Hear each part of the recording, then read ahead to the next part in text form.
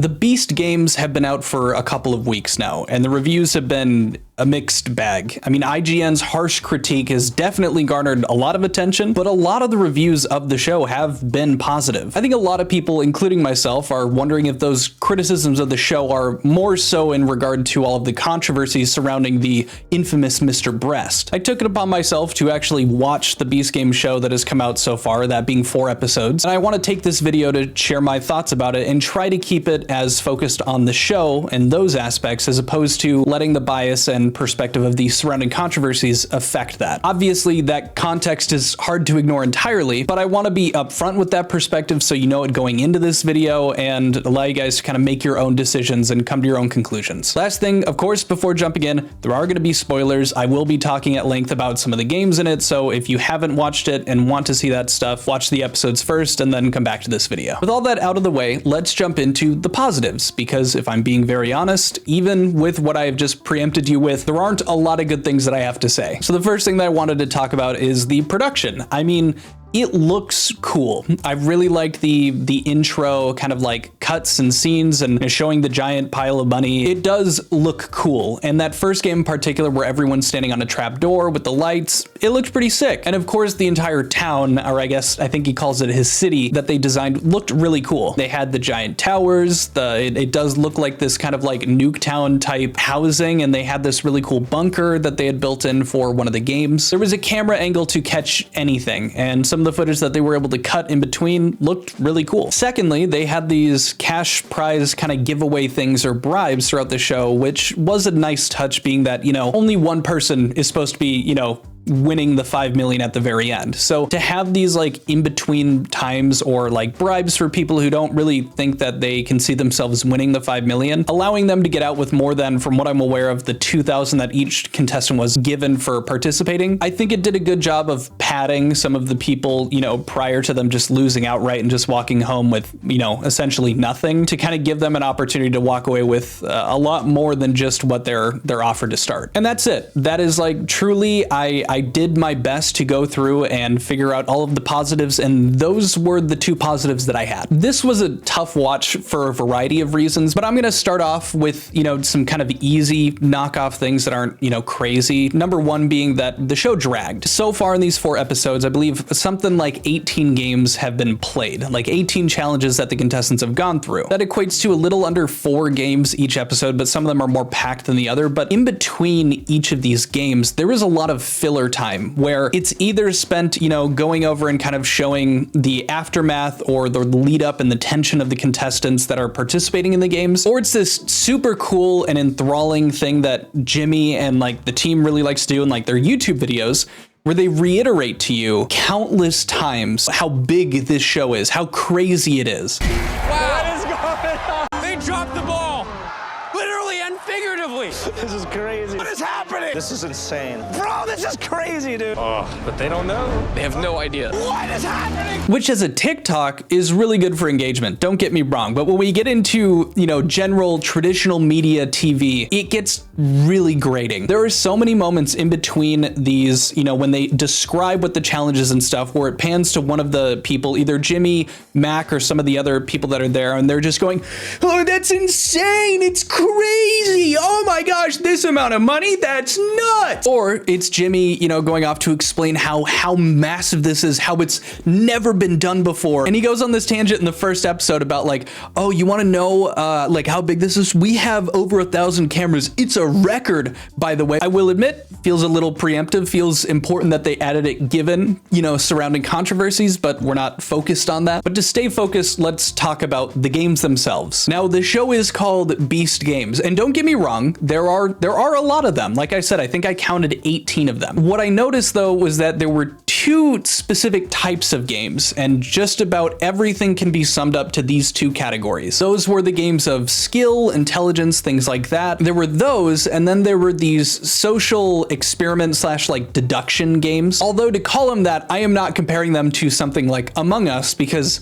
Among Us is fun and there isn't millions of dollars at stake. And in this show, those social games were very very rarely fun. So of the 18 that have been shown so far, one of these games specifically, the Navy SEAL hide and seek, which I'm counting as like a skill game. I'm not actually going to include that one because it was more like teased in the last episode as opposed to actually being in the episode. But so with that reduction of 17 games, in total, 9 games fell into the skill-based category, and then 8 of them fell into this social experiment category. I also wanted to add that of these 9 skill-based games, 5 of them were in regard to either throwing or catching a ball. Well, I guess one of them was balancing a glass ball, but yeah, it was very strange that they just kept repeatedly using a ball. I mean, they have this huge budget, and that's like their main focus of half of their skill-based games are like, can you throw a ball close enough to something or into a cup, or can you catch them falling? Which for me, I noticed started to get, you know, repetitive, especially in the second episode where they had 4 games, 2 of which revolved around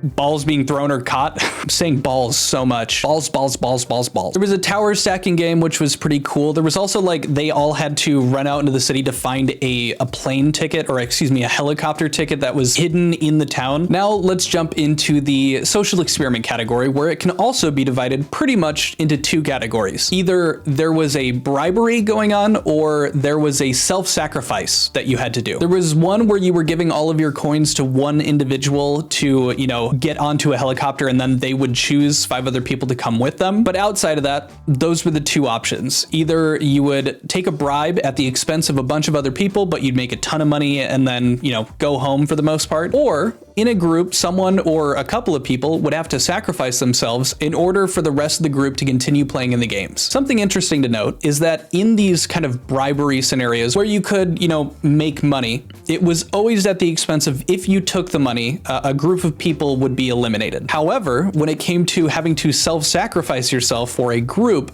there was no monetary gain. There was never a financial incentive. It was just that if your group didn't do it, you had the potential for everyone in that group to be eliminated. So with all that being said, I think that a lot of these games, number 1, just didn't feel good to watch for a couple of reasons, but number 2, all of them, when it came to the social experimenting side of it, which is, you know, about half the show as it stands right now, these games incentivized selfish players to play selfishly, and also that came at the expense of players who are more willing to work on teams. Or I should say, were just less likely to take a bribe or do something at the expense of eliminating a group of people. Now, don't get me wrong, there are a lot of contestants, and I understand that only one person inevitably will get to end up winning the games. But it's really tough as a viewer to enjoy watching, you know, back-to-back-to-back villains taking lead against people who, you know, don't seem to be in the eyes of viewers as evil people, and the people that you don't want winning just seem to keep on winning. I get that that exists, and that is something that's like, you know, a part of game show reality TV kind of stuff, but watching so many people that really also just had no chance, like they were just either in a row or in a column with someone who took money and then they got eliminated. It's just not fair. I mean, it is, but it isn't. Like, it just didn't do anything. It came down more to luck than anything else. You know, even in Among Us, you can try being deceitful and lying for the sake of, you know, getting through that, but that wasn't even an option. It was just, does this person need $20,000 more than someone else in another row? Like, are they willing to take that because they don't think they're going to make it through? If so, goodbye. One person wanted 20, 50, 100K, and, you know, good for them, not knocking them for doing it. But now all of those people are out and they did nothing to do it. I think I'm kind of rambling, but essentially, you know, as a viewer, watching a lot of people just, you know, be eliminated when it wasn't really anything that they could do to prevent it just sucked. And I think more so, it wasn't just that, but I don't know many game shows where you see so many people breaking down to the intensity that they are in these shows. Like, the perceived loss of like truly generational wealth is brutal. And we'll get more into that point later, but to continue the point, self-sacrifices were rarely rewarded. I get that that can be an issue because if you reward, you know, the self-sacrifices too much, it's going to be too easy. And then there's no tension when it comes down to people actually, you know, having to leave. But I think from a viewing standpoint, it would be nicer to see that rewarded at least once. I don't actually think it happened a single time where someone had to choose to sacrifice themselves. But there was an instance where they would have rewarded people for acting selfishly. This example had to do with this team captain challenge that they had, where each each team had to elect to bring a team captain up to stand in front of a button. There was going to be a large amount of money that was scaling up to $1 million behind them. And if they pushed the button, they were told that them and their team would be eliminated, but the team captain they elected would get to walk home with that money. When they got up to the tower before the game began, Jimmy goes, "Oh, by the by, the team captain that you guys have selected, if they push the button, they'll stay in the competition." So outside of the groups, you know, and the people next to them absolutely hating them for the rest of the games, and realistically them getting eliminated shortly after if it came down to like a vote, they would still be in the games and they'd be up, you know, however much money that they end up hitting the button on. Now, in a very cool twist, none of those individuals actually ended up pressing the button. You guys mean more to me than that screen. I did find it really interesting, though, that during this scene, Mac and Jimmy are repeatedly screaming at the 4 captains up above about how they could possibly not take the $1 million to eliminate everyone in their groups, which was like, you know, 20 to 30 people that they would have been eliminating in a single instance. But just watching, you know, Mac or Jimmy push this, like, you know, moral conundrum onto them so hard and rooting to them, like, why would you not possibly take the $1 million? The, you know, the negative option, the bad person option in this moment. Are you guys chronically insane? What are you guys doing? They're delusional. I don't think these are real humans. That's 700 grand that I will wire to you if you press that button. To watch them push it so hard obviously makes for good television, but it just really starts to get in your head about, you know, what the point of Squid Games was, you know, the actual TV show, but we'll get to it. That one moment where those captains didn't pick was probably my favorite moment, because those 4 captains chose not to. One of them was a retired firefighter. He didn't need the money, but there were other individuals who, you know, absolutely could have benefited. Even the guy who was retired absolutely would have benefited from that. They weren't willing to eliminate and betray the people that put all of their trust into them. On a scale like that, hasn't happened in the show again. But now on to one of my least favorite games, the box challenge. In this show, I think they did it 2 or 3 times at this point, where they're like, hey, get into groups with people. And so people naturally gravitate towards, you know, their friends. And then in that moment, he goes, hey, one of you has to go home, or all of you except one has to go home, which is insane. But they went another degree when they said, hey, we're gonna do a game where nobody gets eliminated. It's a potato sack race. So group up with friends. And they focused on, and even showed in like footage, they went back to show how much they focused on telling people, get with your friends. No one can be eliminated in this game. Don't sweat it. This is gonna be fun. And so they do the sack race. The winners got immunity from the next game. And then they told everyone that the groups of 3 that they had picked, that they pushed heavily on, you know, getting into a group with your friends, to head down into the bunker. They had a bunch of boxes with red doors and fully white rooms inside. You walked in, and then you were told that one person had to self-eliminate, otherwise the entire group of 3 would be eliminated. So already, brutal intro. I mean, that's showbiz, baby, I guess. But they then had 5 hours to come to that decision. They could call in and ask to have something in the room that could not leave the room that would help them decide. And so very similar to Squid Games, people would choose different games, whether it be cards, you know, dice, things like that, to decide who would have to go home if they couldn't come to that decision just on their own. There were 2 particularly like horrific situations. The first one being there was a girl stuck in a room with 2 brothers. One of them would refuse to participate in any games that were being played because they just weren't going to be eliminating themselves no matter what. The girl was very heartbroken because she knew that they were brothers and felt like she was forced to eliminate, but she didn't want to. And the other brother took the entire time letting her know and being, you know, pretty aggressive, which, I mean, he didn't want to go home either. I'm not knocking him for that. But the other brother took this time to essentially tell her, either you eliminate or that's it. Like, we're all just going home. And if you want to send 2 other people home, that is your choice. And just spent the entire time manipulating and framing the situation to make her feel like either the bad guy or that she had to do this. It ended up coming down to those 2, because the other brother wouldn't participate, playing, you know, a game of cards, and whichever person had the lesser valued card, you know, show up, they would be eliminated. And she picked the lower card. She was very upset by this, but she ended up going to do it. And all the while, this like brother that's actually interacting with her is like hugging her and like consoling her, which just felt weird. And at the very end, he goes and hugs her after she handcuffs herself.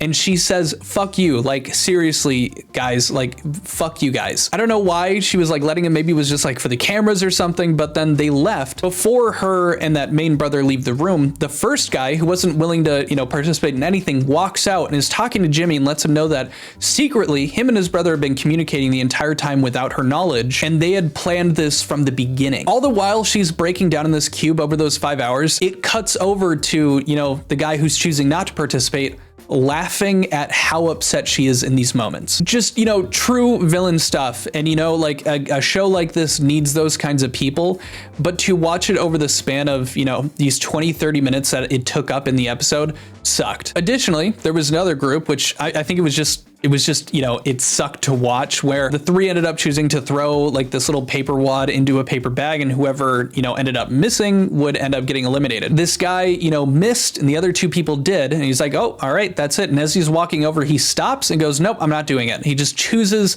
not to eliminate himself and says, nope, we're all going down. I don't care. You're all going down with me. This game was certainly like the worst in terms of like it just feeling bad to watch. This game takes the cake by a long shot. It was not enjoyable. And for all of them to be deceived like that, it really set it up for it to be, really tough for all the individuals involved. As a whole, the show was just unsettling to watch. I have this pit in my stomach akin to like when I watch Breaking Bad. And I know that sounds stupid, but it was just like every time that something would be exciting or interesting, or there was a game and maybe they'd show the winners from the game, they would then cut to the people that had lost. And like in a normal game show, I don't know, like Jeopardy or like Wheel of Fortune, someone loses, it's a bummer. And they kind of just like, kind of irked by it, but that's about it. But when there's $5 million on the line, and when you are like being betrayed by another individual, I'm not a psychologist, but it's just apparent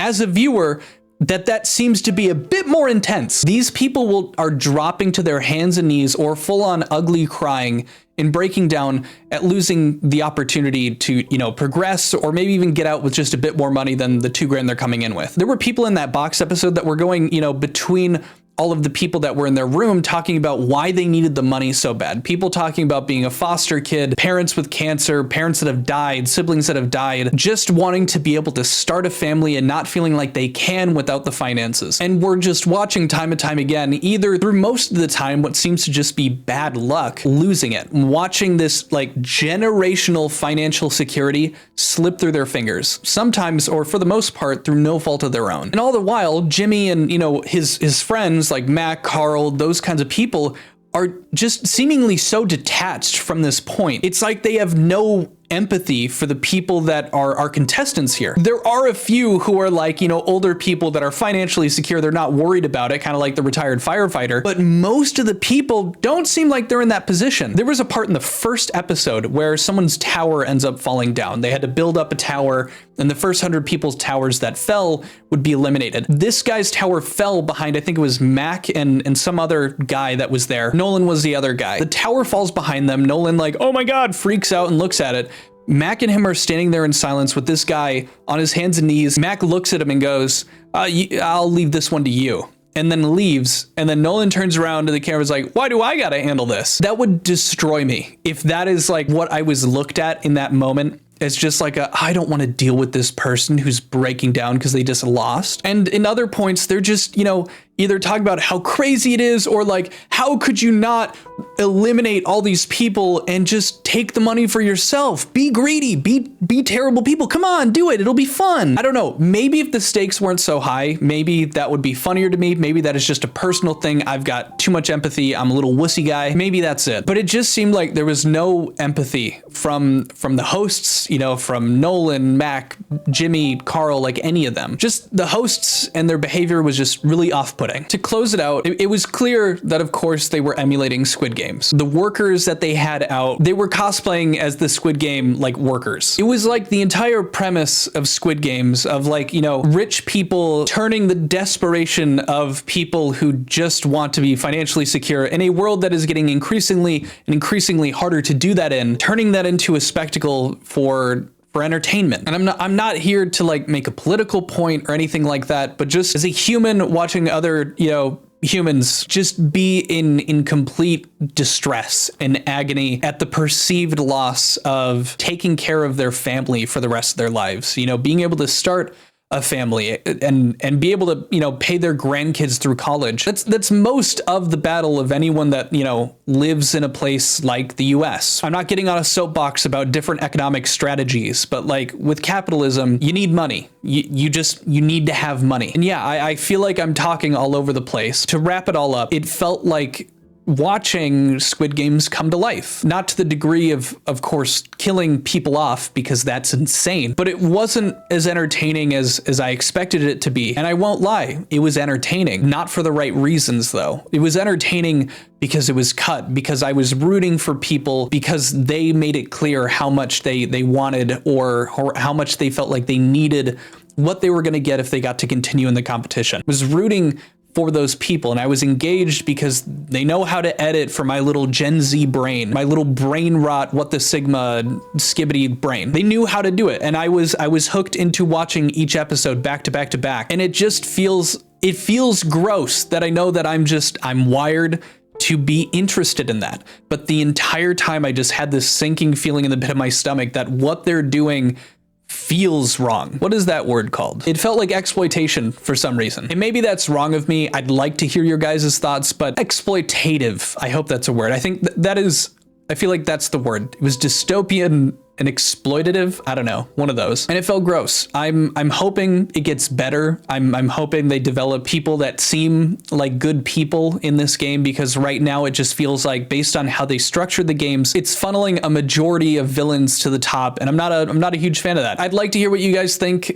Please let me know in the comments your thoughts if you've seen the show so far. If you watch all the way to the end, please consider giving this video a thumbs up. If you're new here, consider subscribing if you want more content like this, and I'll see you guys later. Adios. Goodbye. Peace.